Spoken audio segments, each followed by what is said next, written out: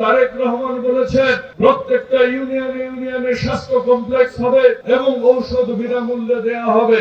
দেশ নেত্রী বেগম খালেদা জিয়া মার্কা ধানের শীষকে বিজয়ী করার জন্য সবাই কাজ করবেন ইনশাআল্লাহ। আল্লাহ আজকে যারা আমরা এই ম্যাডাম খালেদা জিয়ার জন্য হাত তুলেছি আল্লাহ, আজকে শত শত লোক হাজার হাজার লোক যে হাত তুলেছে আল্লাহ, তোমার যে হাতকে পছন্দ হয় সে হাতের উসিলায় তুমি তাকে দ্রুত সেবা দান করো আল্লাহ। আল্লাহ সুবহান রাব্বিকা রাব্বিল ইজ্জাতি ওয়া ইয়াসিফুন ওয়া সালামুন আলাল মুরসালিন ওয়ালহামদুলিল্লাহি রাব্বিল আলামিন। লা ইলাহা ইল্লাল্লাহ মুহাম্মাদুর রাসূলুল্লাহ।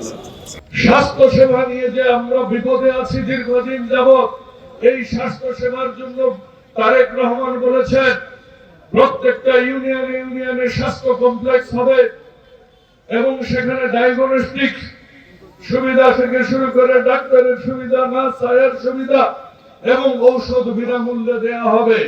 এর পাশাপাশি আরো দুর্গরায় স্বাস্থ্য সুবিধা পৌঁছে দেওয়ার জন্য আমরা ওয়ার্ডে প্রশিক্ষিত স্বাস্থ্যকর্মী বা যেটাকে শহীদ প্রেসিডেন্ট জিয়াউর রহমান বলছেন পল্লী চিকিৎসকের মাধ্যমে সেখানে আয়া এবং নার্স ওয়ার্ডে রেখে আমরা জনগণকে স্বাস্থ্য সেবা নিশ্চিত করতে চাই।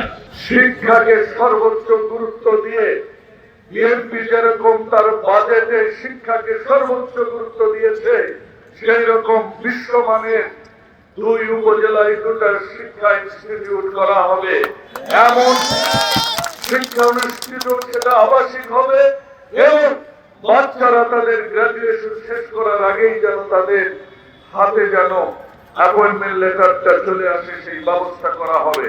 আপনারা বিভ্রান্ত না ছড়িয়ে তারেক রহমানকে যদি ভালোবেসে থাকেন, দেশ নেত্রী বেগম খালেদা জিয়াকে যদি ভালোবেসে থাকেন, তাহলে শহীদ রাষ্ট্রপতি জিয়াউর রহমানকে ভালোবেসে থাকেন, তাহলে ধানের শীষের পক্ষে রাজপথে যেভাবে ছিলেন আগামী দিনেও ধানের শীষের পক্ষে থেকে এই 99টা ইউনিয়নে ওয়ার্ডের যে সমস্ত নেতৃবৃন্দ রয়েছে তাদের সঙ্গে নিয়ে আপনারা ঘরে ঘরে গিয়ে দেশ নেত্রী বেগম খালেদা জিয়া তারেক রহমানের মার্কা ধানের শীষকে বিজয়ী করার জন্য সবাই কাজ করবেন ইনশাআল্লাহ।